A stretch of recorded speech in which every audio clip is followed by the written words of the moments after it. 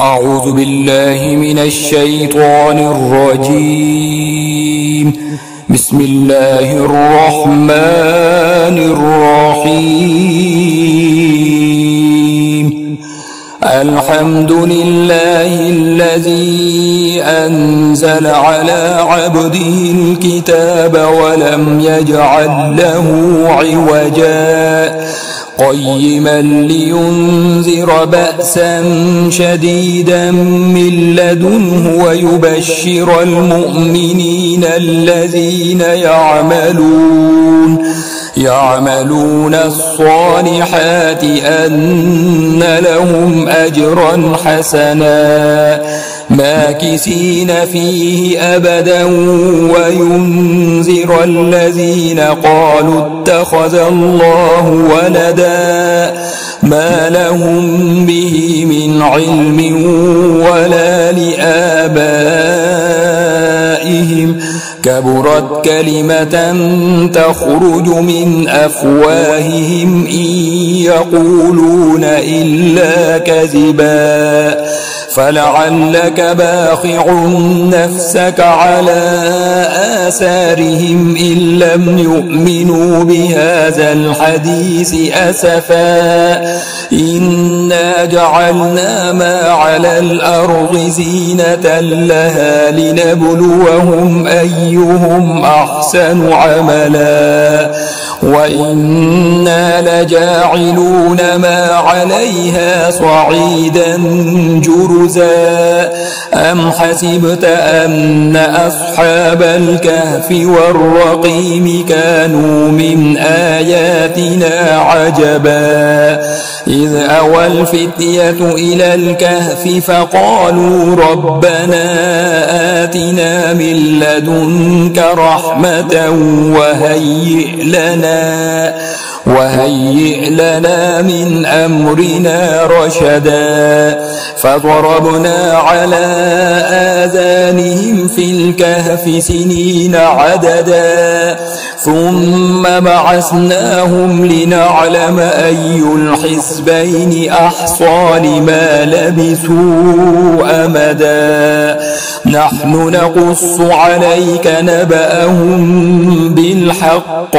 إنهم فتية آمنوا بربهم وزدناهم هدى وربطنا على قلوبهم إذ قاموا فقالوا ربنا رب السماوات والأرض لن ندعو من دونه إلها لقد قلنا إذا شططا هؤلاء قومنا اتخذوا من دونه آلهة لولا يأتون عليهم بسلطان بين فمن أظلم ممن افترى على الله كذبا وإذ اعتزلتموهم وما يعبدون إلا الله فأووا إلى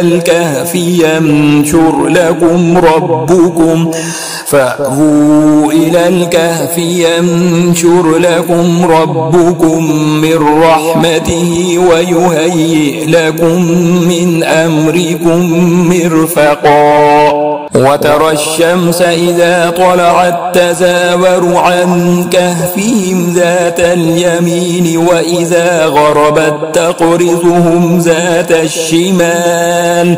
وإذا غربت تقرضهم ذات الشمال وهم في فجوة منه ذلك من آيات الله من يهد الله فهو المهتد ومن يضلل فلن تجد له وليا مرشدا وتحسبهم أيقاظا وهم رقود ونقلبهم ذات اليمين وذات الشمال وكلبهم باسط ذراعيه بالوصيد لو اطلعت عليهم لوليت منهم فرارا ولملئت ولمت منهم رعبا. وكذلك بعثناهم ليتساءلوا بينهم قال قائل منهم كم لبثتم قالوا لبثنا يوما أو بعض يوم قالوا ربكم أعلم بما لبثتم فابعثوا أحدكم بورقكم هذه إلى المدينة فلينظر أيها أزكى طعاما فليأتكم برزق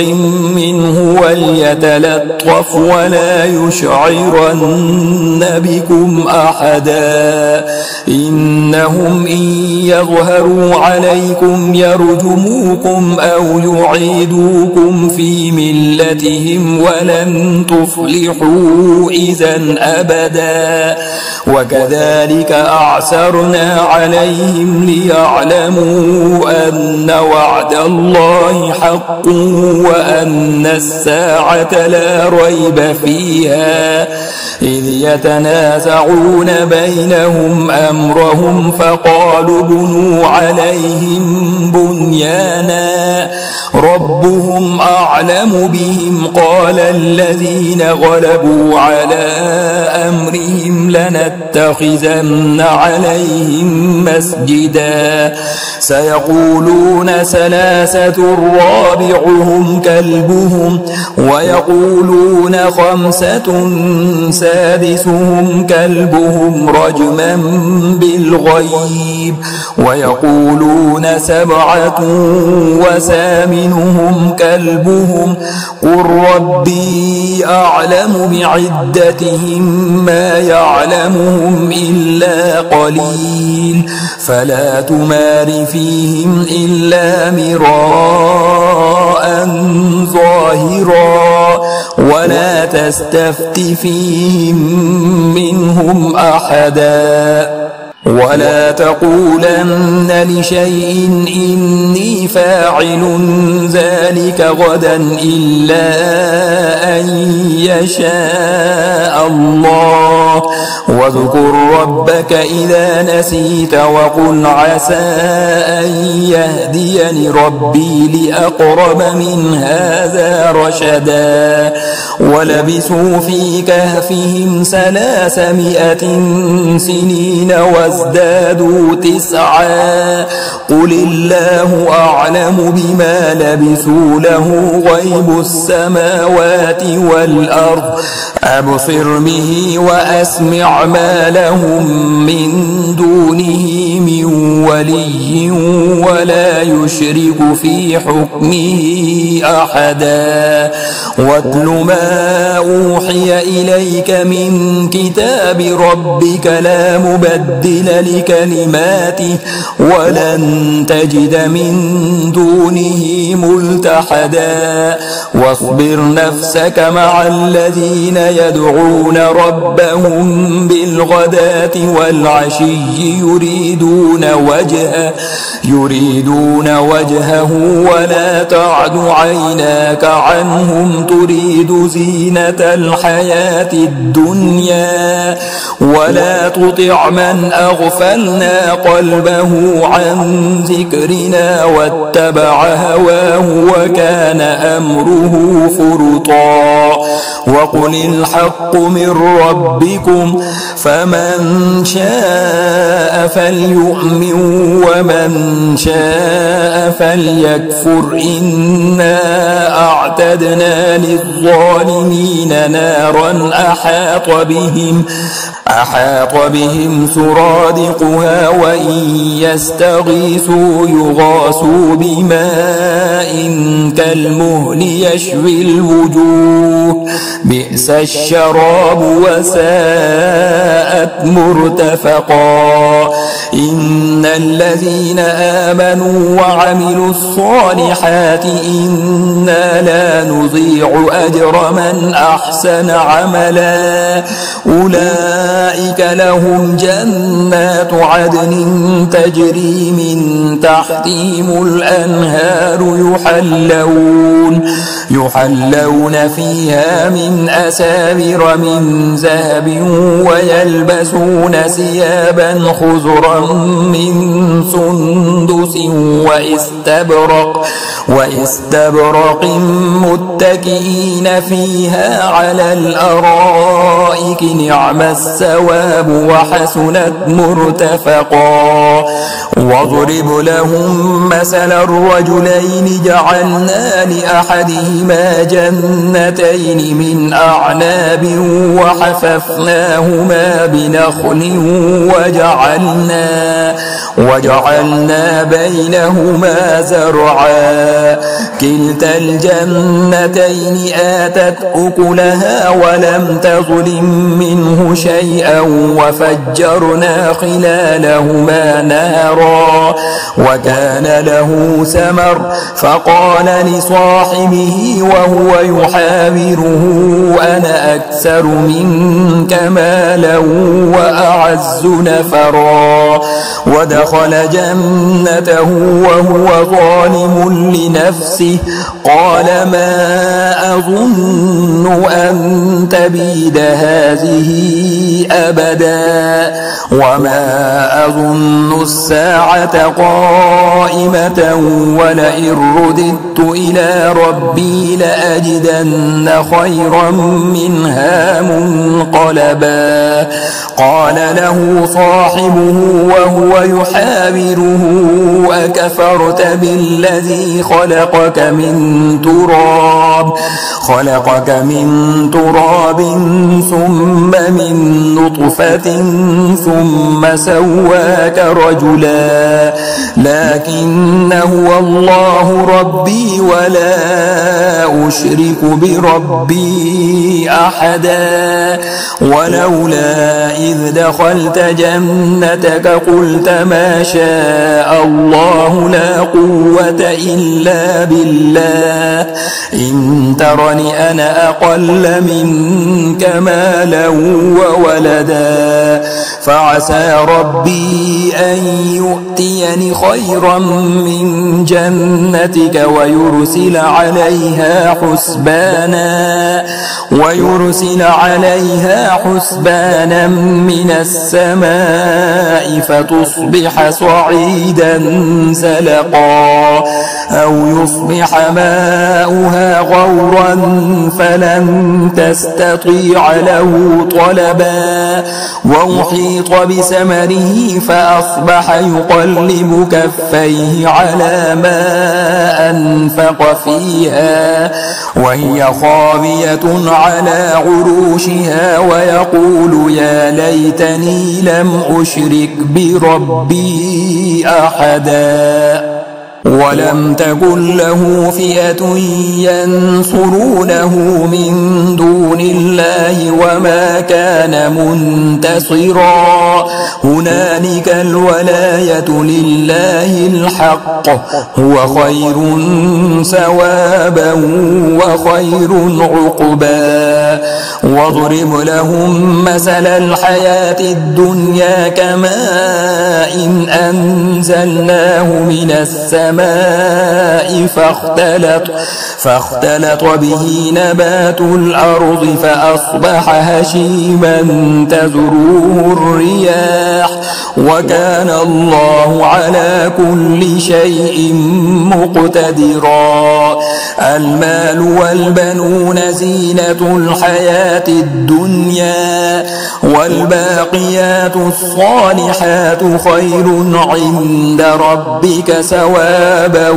وخير أملا. ويوم نسير الجبال وترى الأرض بارزة وحشرناهم فلم نغادر منهم أحدا وعرضوا على ربك صفا لقد جئتمونا كما خلقناكم أول مرة بل زعمتم أن لن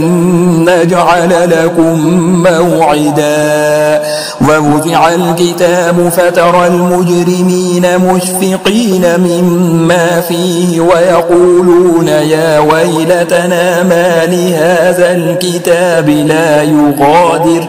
لا يغادر صغيرة ولا كبيرة إلا أحصاها ووجدوا ما عملوا حاضرا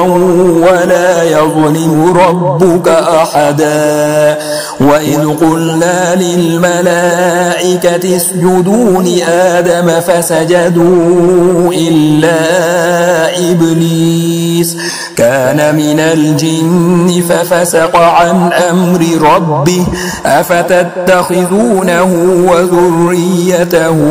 أولياء من دوني وهم لكم عدو بئس للظالمين بدلا. ما أشهدتهم خلق السماوات والأرض ولا خلق أنفسهم وما كنت متخذ المضلين عضدا. ويوم يقول نادوا شركائي الذين زعمتم فدعوهم فلم يستجيبوا لهم وجعلنا بينهم موبقا. ورأى المجرمون النار فظنوا أنهم مواقعوها ولم يجدوا عنها مصرفا. ولقد صرفنا في هذا القرآن للناس من كل مثل وكان الإنسان أكثر شيء جدلا. وما منع الناس أن يؤمنوا إذ جاءهم الهدى ويستغفروا ربهم إلا أن تأتيهم سنة الأولين أو يأتيهم العذاب قبلا. وما نرسل المرسلين إلا مبشرين ومنذرين ويجادل الذين كفروا بالباطل ليدحضوا به الحق واتخذوا آياتي وما أنذروا هزوا. ومن أظلم ممن ذكر بآيات ربه فأعرض عنها ونسي ما قدمت يداه إنا جعلنا على قلوبهم أكنة أن يفقهوه وفي آذانهم وقرا وإن تدعوهم إلى الهدى فلن يهتدوا إذا أبدا. وربك الغفور ذو الرحمة لو يؤاخذهم بما كسبوا لعجل لهم العذاب بل لهم موعد لن يجدوا من دونه موئلا. وتلك القرى أهلكناهم لما ظلموا وجعلنا لمهلكهم موعدا. وإذ قال موسى لفتاه لا أبرح حتى أبلغ مجمع البحرين أو أمضي حقبا فلما بلغا مجمع بينهما نسيا حوتهما فاتخذ سبيله في البحر سربا فلما جاوزا قال لفتاه آتنا غداءنا لقد لقينا بنا من سفرنا هذا نصبا قال أرأيت إذ أوينا إلى الصخرة فإني نسيت الحوت وما أنسانيه إلا الشيطان أن أذكره واتخذ سبيله في البحر عجبا قال ذلك ما كنا نبغ فارتدا على آثارهما قصصا فوجدا عبدا من عبادنا آتيناه رحمة من عندنا وعلمناه من لدنا علما قال له موسى هل أتبعك على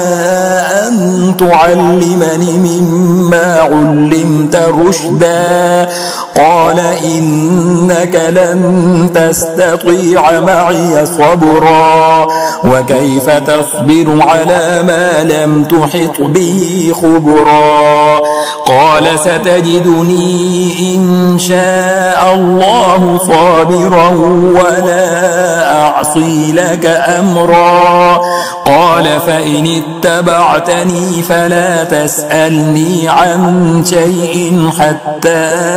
أحدث لك منه ذكرا فانطلقا حتى إذا ركبا في السفينة خرقها قال أخرقتها لتغرق أهلها لقد جئت شيئا إمرا قال ألم أقل إنك لن تستطيع معي صبرا قال لا تؤاخذني بما نسيت ولا ترهقني من أمري عسرا فانطلقا حتى إذا لقيا غلاما فقتله قال أقتلت نفسا زكية بغير نفس لقد جئت شيئا نكرا قال ألم أقل لك إنك لن تستطيع معي صبرا قال إن سألتك عن شيء بعدها فلا تصاحبني قد بلغت من لدني عذرا فانطلقا حتى إذا أتيا أهل قرية استطعما أهلها فأبوا أن يضيفوهما فوجدا فيها جدارا يريد أن ينقض فأقامه قال لو شئت لاتخذت عليه أجرا قال هذا فراق بيني وبينك سأنبئك بتأويل ما لم تستطع عليه صبرا أما السفينة فكانت لمساكين يعملون في البحر فأردت أن أعيبها وكان وراءهم ملك يأخذ كل سفينة غصبا وأما الغلام فكان أبواه مؤمنين فخشينا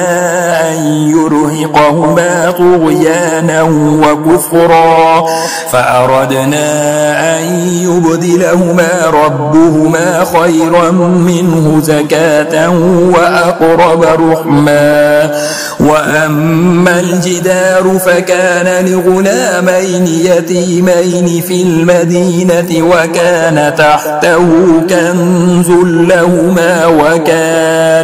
وكان أبوهما صالحا فأراد ربك أن يبلغا